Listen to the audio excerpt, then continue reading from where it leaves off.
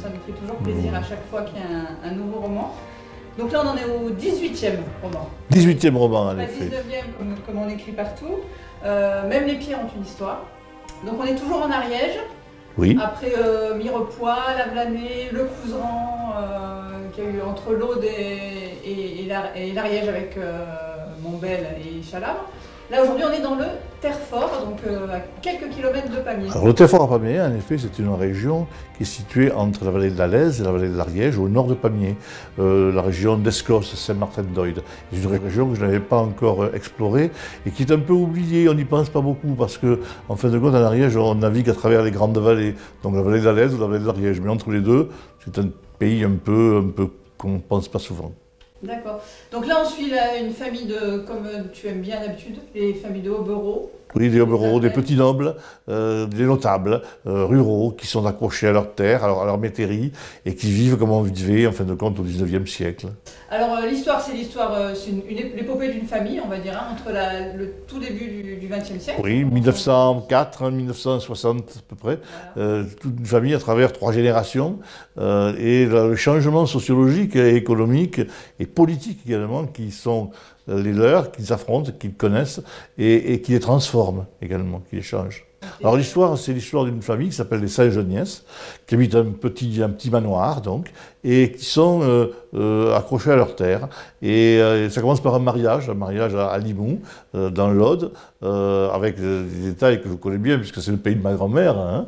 Et ce mariage va naître des enfants qui vont à leur tour avoir d'autres enfants.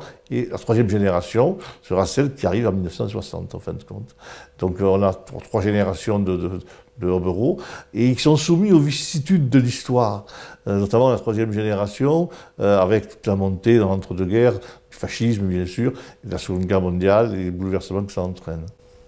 Donc il y a toujours dans ces romans la Première Guerre mondiale, la Deuxième Guerre mondiale, c'est quelque chose qui tient vraiment à cœur de parler. Pas que ça me tienne à cœur, c'est que ce sont des césures, des charnières qui ont marqué notre siècle. En fin de compte, on est avant-guerre ou après-guerre, on est toujours entre 2 guerres, quelque part par là, et on se repère par rapport à ça. Ce sont des césures, des charnières qui ont fait bouger la société française, et notamment la société ariégeoise, hein, où le monde d'avant n'est plus le monde d'après. C'est ça, on a un changement qui est fondamental, et c'est sans retour aucun. Donc cette famille, elle aurait pu exister ? Elle aurait pu exister, elle a existé partiellement d'ailleurs, car une famille que j'ai recomposée à partir d'éléments que j'ai connus, que j'ai pu avoir en main. Tout ce que je raconte par exemple sur la première partie sur Limoux, le mariage, ça correspond en effet au propre mariage de mes grands-parents, et les lieux sont exacts. Donc professeur d'histoire ? Professeur d'histoire, oui, en retraite. Là dans ce roman, on voit des personnages Mermoz, de Saint-Exupéry. Oui. Et donc quand tu fais ce genre de truc, c'est beaucoup de recherches ? Il y a beaucoup de recherches, en effet. Bon, mon personnage, il devient, par le fait qu'il aime la mécanique, il va devenir un mécanicien et puis finalement pilote. Et donc il va participer à l'épopée de l'aéropostale, et il va avoir pour compagnon, en effet, c'est vrai, des gens comme Mermoz, comme Guillaumet, comme Saint-Exupéry. Et donc, je ne pas que l'Ariège, c'est quand même une région qui est très proche de la région toulousaine, et de l'épopée des lignes latécoères, hein, bien sûr. Donc, il y a toute cette dimension-là, historique, qui est une dimension que nous avons connue dans la région pyrénéenne, hein, c'est vrai. Et c'est un roman, donc, qui est un roman d'histoire, un roman historique, c'est vrai, mais qui repose sur des faits réels, où la grande histoire se mêle avec la petite. Et le domaine de Terrefort, alors il est situé à côté de Saint-Martin-d'Oyde. J'ai été faire des repérages d'ailleurs dans Saint-Martin-d'Oyde, dans le secteur. Mais par contre, la photo qui figure sur la couverture du livre n'est pas tout à fait celle qui correspond au château de Saint-Martin-d'Oyde, qui est un château en briques rouges. Là, c'est un château plus traditionnel. Bon, c'est à des fins, disons, de publicité. Et c'est un domaine situé dans un domaine, dans le monde qui est collinien, disons, de collines, de boutonnements, de vallées, un monde qui est calme, qui est paisible, et qui reste aujourd'hui calme et paisible, qui est très agréable. C'est d'ailleurs là que le Premier ministre britannique de l'époque, Tony Blair, venait se reposer il y a une quinzaine d'années. On va parler un peu de la vie d'écrivain. Comment ça se passe? Comment tu fais? Tu t'astreins à travailler tous les jours? C'est quand l'inspiration vient? Alors, je travaille tous les jours. Tous les jours, je travaille, bon, en général, c'est plutôt le matin, bon, mais souvent, maintenant, de plus en plus l'après-midi aussi, parce que, comme je cours plusieurs lièvres à la fois, eh bien, donc, je vais être obligé de mettre les bouchées doubles, et parfois même le soir, bon, avec des mises au net, des recherches, bien sûr. Je travaille plus facilement en hiver qu'en été, parce qu'en été, j'ai davantage d'opportunités d'aller promener, m'évader, sauf quand il fait très très chaud, bien sûr, où là je retrouve des conditions quasiment, je dirais, monacales. Mais sinon, c'est un travail de tous les jours au quotidien. Et puis les week-ends sont réservés eh bien, aux signatures, au salon du livre, qui malheureusement, avec la crise sanitaire que nous connaissons, sont devenus très rares cet automne, mais qui constituent un temps fort de la rencontre avec le lectorat. C'est important, la rencontre avec le lecteur. C'est très important. Bon, moi, je fais partie des écrivains qui aiment rencontrer leurs lecteurs. Certains auteurs en ont moins le besoin. Moi, personnellement, j'ai besoin de mon lectorat, de parler, de discuter avec lui, d'échanger, et privilégier les rencontres littéraires, donc, en librairie, en médiathèque.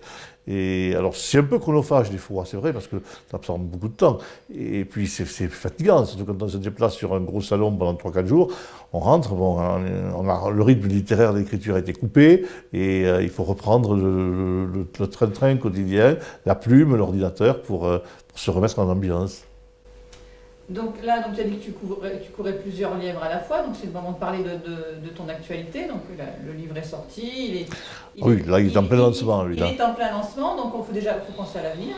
Voilà. Et donc j'ai appris que tu faisais... Alors l'avenir, l'avenir, il est double cette année.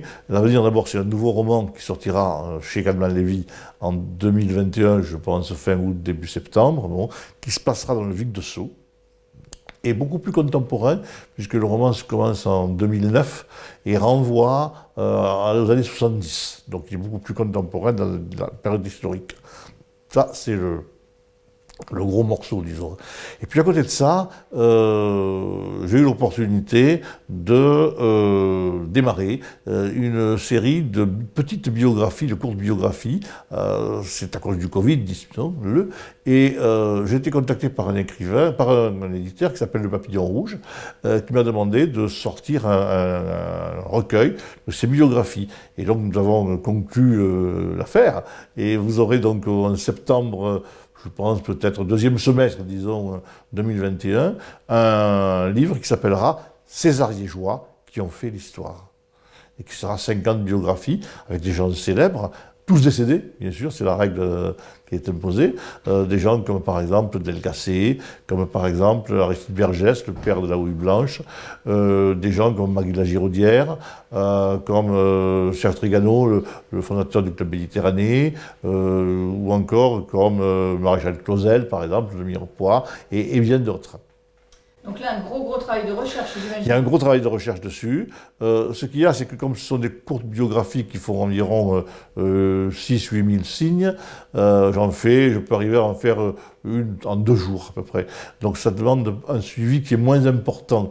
Et on peut fractionner davantage son temps de travail que sur un roman où il faut suivre le fil et avoir du souffle. C'est un peu comme la différence entre un marathon et un sprint. Voilà. D'accord. Quel exercice finalement C'est très différent.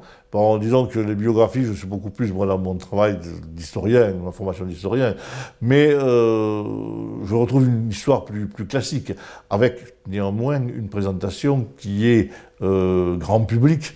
c'est-à-dire qu'il n'a rien d'universitaire, donc de vulgarisation.